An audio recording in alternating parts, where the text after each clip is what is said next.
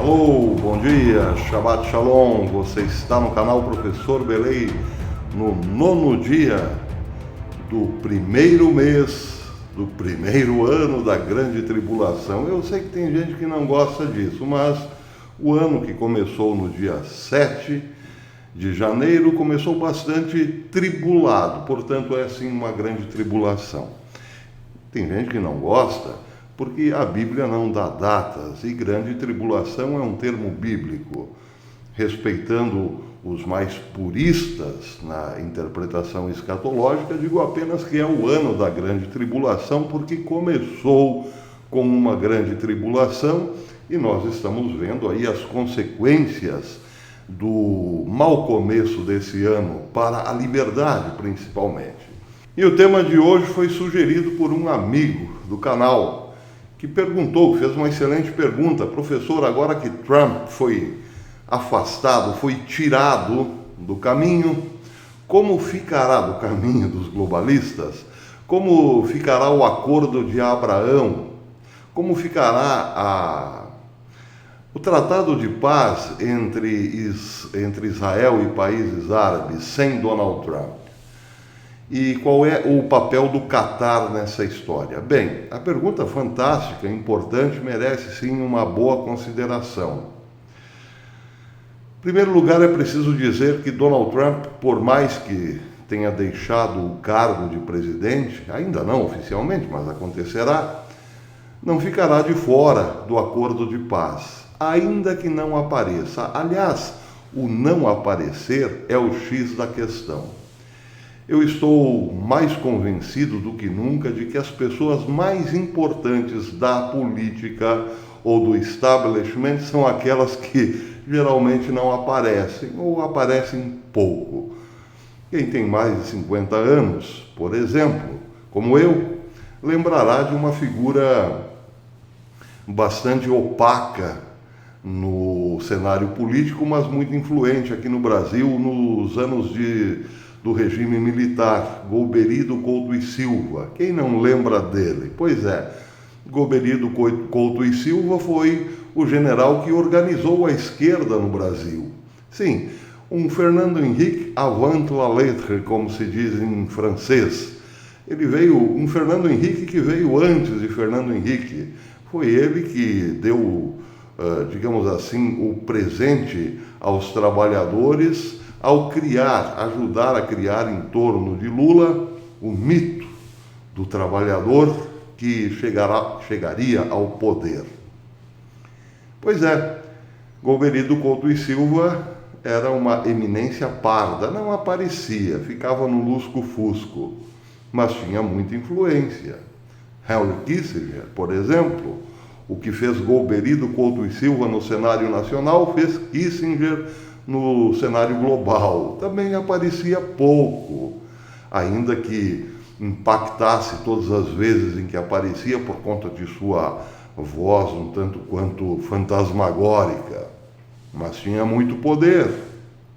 Agora, recentemente, vimos, por exemplo, o caso de Jared Kushner, o genro do presidente Donald Trump. Bem, todo mundo diz que Trump é um gênio na política, Trump foi um gênio, etc. e tal, mas esquecem-se, por conta da posição que adotou Jared Kushner, de dizer que o gênio mesmo estava atrás da cadeira do presidente e não aparecia. Bem, por que digo isso? Porque foi Kushner quem costurou o Tratado de Abraão, foi ele quem costurou as boas relações que vigoram hoje entre Israel e Marrocos, Emirados Árabes, Bahrein, Egito e assim por diante. Ele fez tudo na surdina, como se dizia no interior antigamente. Fez na surdina.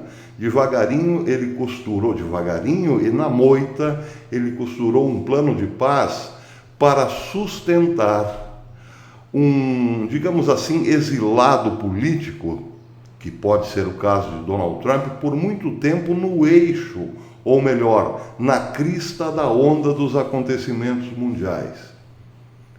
Se isso parece complicado, pense no seguinte: imagine Donald Trump recebendo há alguns anos o seu genro no escritório da Casa Branca para traçar um plano que lhe desse sobrevivência política por muitas décadas. Imaginem que Kushner bateu na porta de Trump, foi recebido, sentou à frente de sua escrivaninha e disse o seguinte: presidente, o que o senhor faria para se sustentar no poder se daqui a alguns anos soubesse que a Europa seria praticamente aniquilada em termos políticos, em termos de política global, e os Estados Unidos entrassem numa derrocada sem fim? Bem, certamente Donald Trump responderia: eu investiria minhas fichas em algum local do mundo que daqui a pouco se tornará o epicentro de todas as decisões financeiras e políticas. Pois é, não sabemos se essa conversa aconteceu, mas sabemos que Jared Kushner disse em algum momento ao presidente Donald Trump que se um dia eles tivessem que optar por um país que não os Estados Unidos, esta opção teria que levar em conta a parte mais decisiva da história em termos geográficos, o Oriente Médio.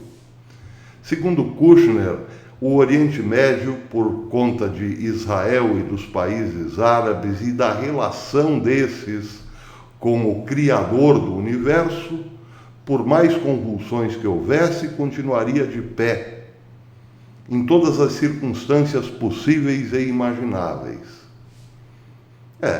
Jared Kushner sabia que a Europa estava numa convulsão, entraria numa convulsão e numa decadência irreversível, mas os Estados Unidos também. Porque pensou o jovem Kushner o seguinte: daqui para frente, o poder na América será exercido pela força, por conta da divisão interna.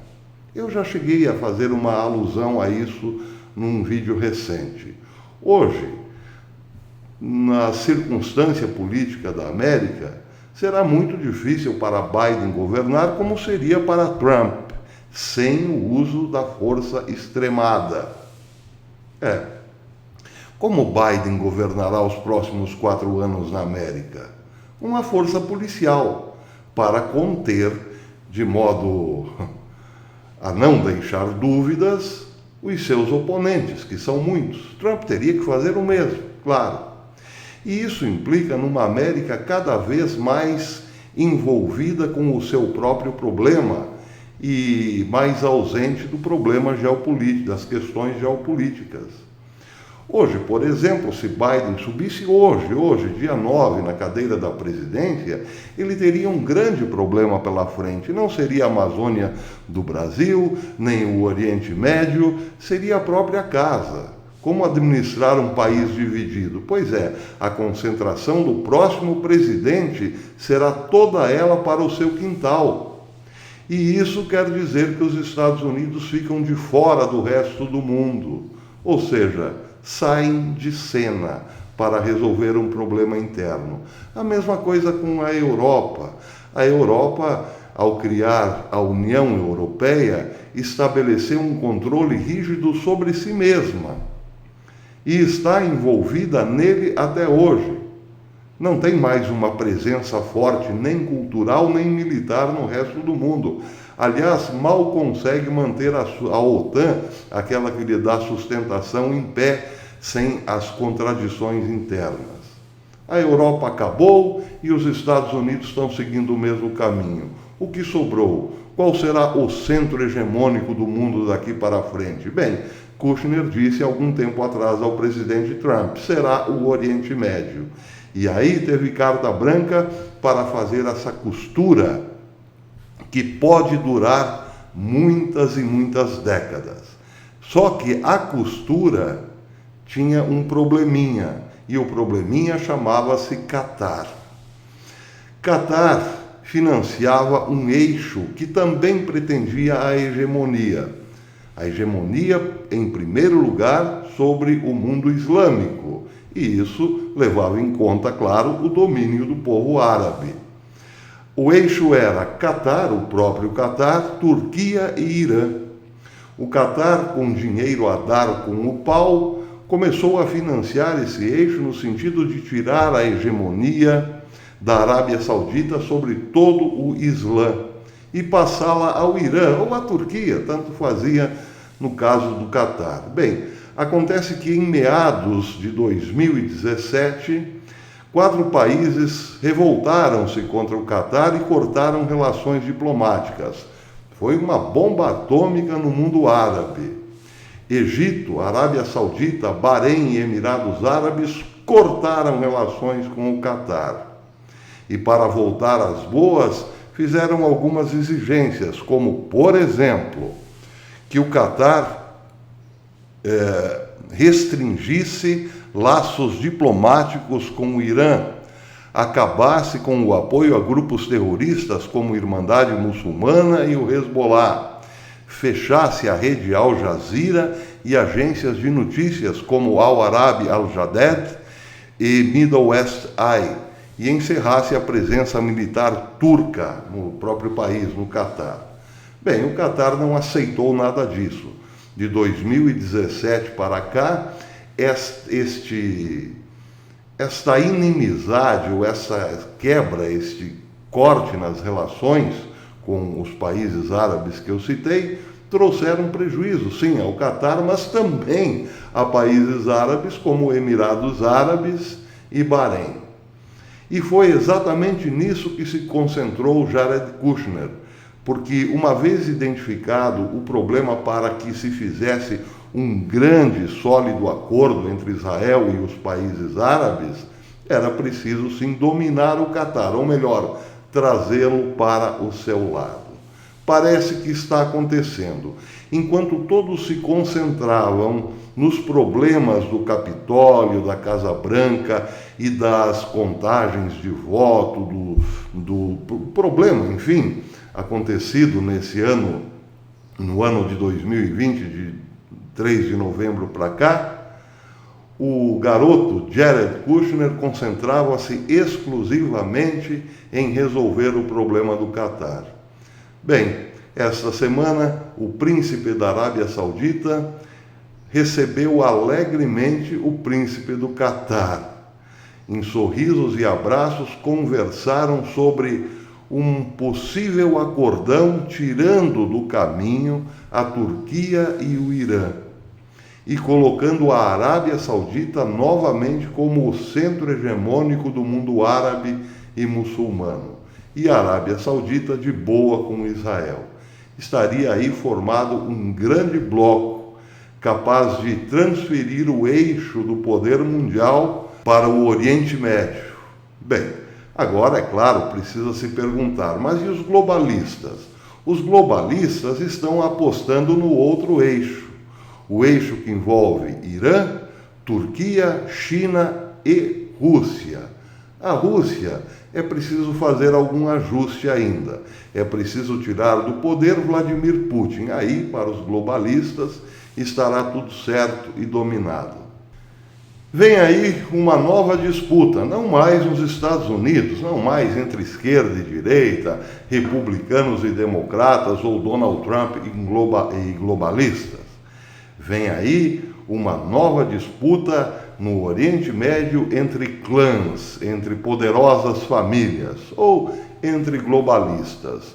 O globalista mais esperto será o líder mundial nos próximos anos, podem ter certeza. E nessa história, Jared Kushner, o garoto das sombras, por assim dizer, terá muita importância e protagonismo. Podem apostar. Até depois.